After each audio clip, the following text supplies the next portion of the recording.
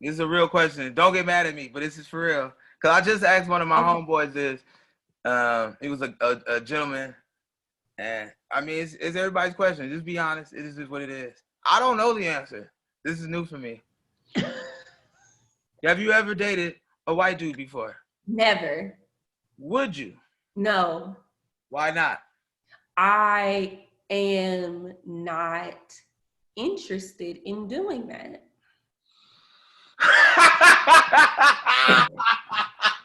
I need to say this also. I did go out on a it wasn't a date, it was an outing. Because I'm not even wow.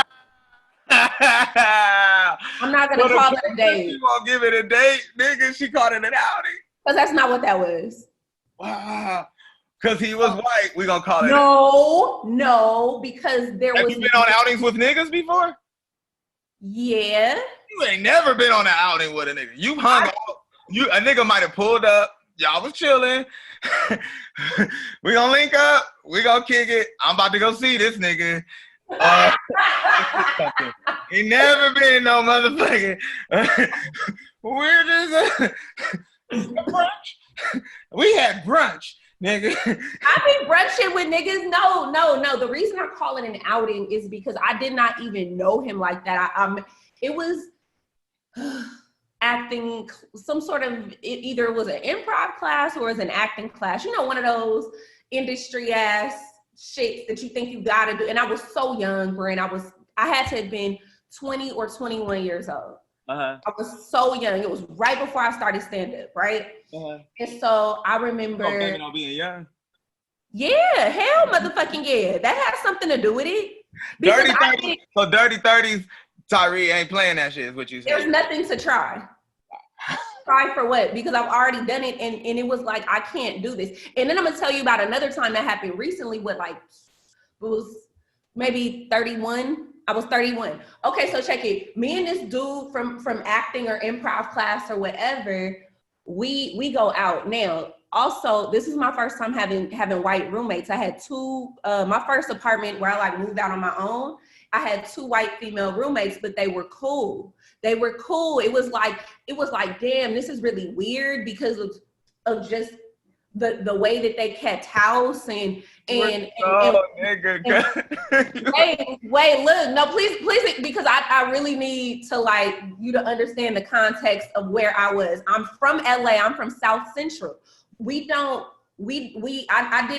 didn't interact with that many white people. We don't even meet white people like that. They don't know. Yeah. We don't be around white people in the hood like that at all, yo. The same way they don't just interact with black people wherever they're from. If there's not a lot of black people where you're from or where you grew up, that's Mexicans, Asians, Arabian people, everybody from all over the world. There's no white people living in our neighborhood. Like where you connect with on a casual basis. It's always like my experience, teacher or some sort of authority figure, whatever. So when it's time to relate on a casual level, I'm kind of like this. Right. I met my first Jewish person when I was 32, nigga. Yeah, like if you I didn't know where the valley was. Exactly. Like if you haven't gone anywhere, that's why I make it clear how old I was. I was only 20. I had to have been 20 years old because I had just moved out. I had them two white girl roommates, but like I said, they were cool. I never felt weird around them. Plus it's my house. I'm always comfortable at my house, but they would say shit hey, it's 2 a.m. What's open around here? There's a cafe around the corner. And I'm like, cafe? What the fuck is a cafe? I'm hungry. What she was talking about, Brent, was bossa nova.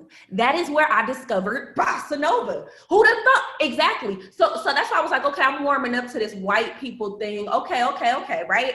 So because I was comfortable around them, right? I said, let me see. Let me just see. I literally was not doing shit else. We went to a fucking play. I'll go to a play with a nigga all day, and it ain't gotta be no Medea play, and it ain't gotta be no J. Carey's whatever. It could be a Raisin in the Sun or some shit. It could be but it sounds like you've been to a Medea play, and you've been to not with no nigga, with my mama and her friends. At the Wilshire Ebell Theater? Yes.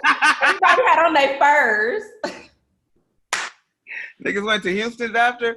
Okay. We went to Lowry's after.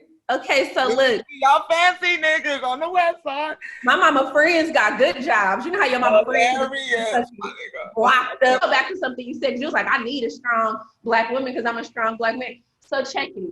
I need to just, so this is why. This is why that.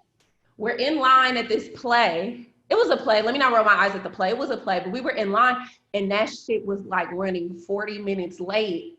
And I wanted homeboy to do something. I don't know what, but a nigga would have done something.